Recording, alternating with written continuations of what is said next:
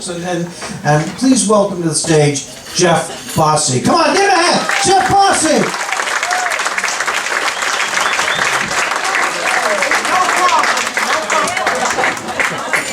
All the times you say, don't look at the cord, don't touch the cord. How you doing, everybody? Good? All right. Give a hand to all these wonderful, great people who are starting out in comedy. Come on, guys. We're putting in a lot of hard work for you guys tonight.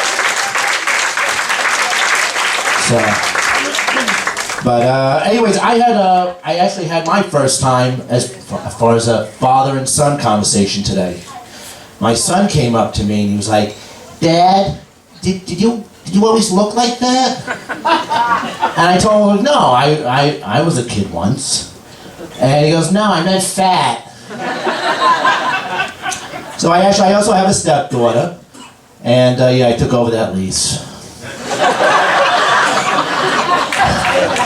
Thank you. You have stepkids. So she goes around the house and she calls me Jeff, and rightfully so. But now my son, he's walking around and he's calling me Jeff. And I told him, like, "Listen, you can't be calling, you guys are calling me Dad." He's like, "Well, can I call you what Mommy calls you?" I was like, "No." So lately on social media, I noticed that everyone's getting into this broom standing in the middle of the thing going on. I have no clue. And if you did it, shame on you. Okay? You're stupid for doing it. So last night I went ahead and I put it in my living room.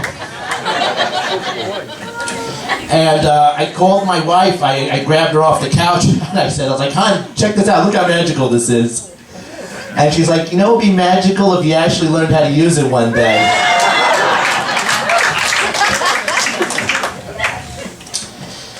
But so me and my wife though, we do get along sometimes. But me and her, we both love going to garage sales. But I can't stand bringing her with me. She's always complaining about the things that I purchase. We went to one, and she was like, "You don't need that." I was like, "Yes, I do." She's like, "What do you need with 20 cookbooks?" "They're not for me."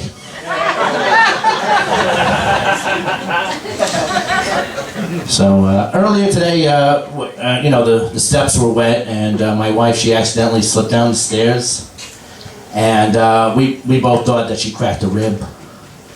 And so I went ahead, being the good, loving husband that I am, I got her the best medical attention possible. I took her to City MD. The doctor came out with the x-ray and he put it up on the screen. And I was like, "Wow, it's true." And he said, "What, that she broke a rib?" And I was like, "No, she's heartless." So I felt really bad about what I said because she hurt me. So the next morning, later on that day, I went ahead and I purchased some fresh, hot cinnamon bagels. And she came into the room, and she was like, just like how you said. And I was like, "Do you smell the surprise I got you, hon?" And she was like, "Yeah, you finally showered."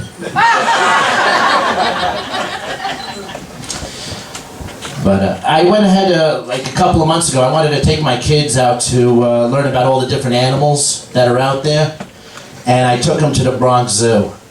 But on the drive there, my son, he's in the back seat, and he's playing with his dinosaurs. And I'm looking at him, he takes a plastic bag, and he puts it over one of the dinosaurs' heads. And he said, "Shh, you can sleep now." And I'm like, holy hell, I don't make enough money for this kid's psychological problems. But, so we finally get to the Bronx Zoo, and we get over to the aquatic section, and I lean over and I tell my kids, I was like, "You see, the fish are kind of like Mommy, always swimming around through life, never accomplish anything." Calm down, there's 20 more miles of the zoo. We get over to the gorilla section, And my wife goes to my kids and said, you know, the gorilla's kind of like Daddy. You know, big and strong, sitting around the house scratching his ass all day. But my wife, she's always complaining lately to me. She's like, Jeff, you know, you're starting to leave drips all over the seat.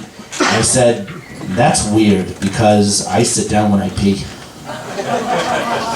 So I went to my friend and I told her, like, listen, what do I got to do? I mean, she's like, what you got to do is you have to cup them.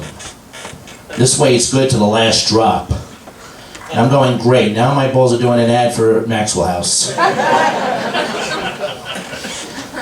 My friend comes up to me at the end of the day. He says, listen, you know, you are so stressed. We're going to go out and we're going to go to a strip club. And I was like, bad idea. Bad idea. But what came out of my mouth was, let's go.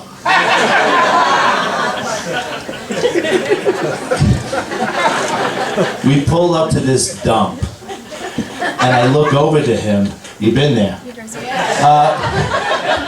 We pull up to this dump. I look over to him and I told him, I was like, are you sure this place isn't called Venereals?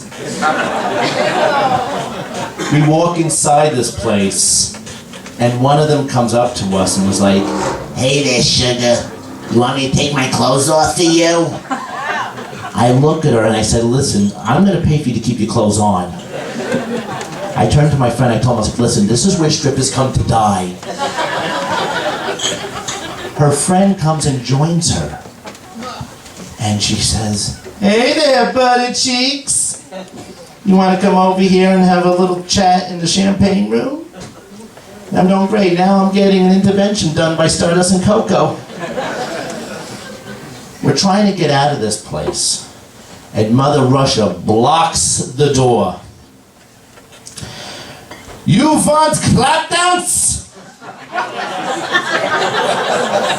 And I'm like, holy shit, listen, I'll take the dance, my friend wants to clap.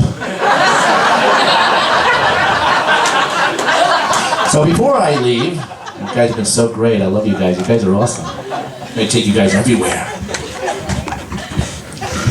Yeah, right. So I noticed that life is filled with a series of can'ts. When I was younger, my parents used to tell me, you know, Jeff, you can't stand too close to the TV, you're gonna ruin your eyes. My neighbor would go to me and tell me, you know, Jeff, you can't be pissing in my lawn anymore after a night of drinking. My wife gets in on it too. She says, listen, you can't sleep next to me in bed. You know how I feel about that. Thank you very much, everybody. My name's Jeff Bosy. Have a good evening. I think I'm your host, Peter Bellows. Jeff Bosy, come on, give me a hand.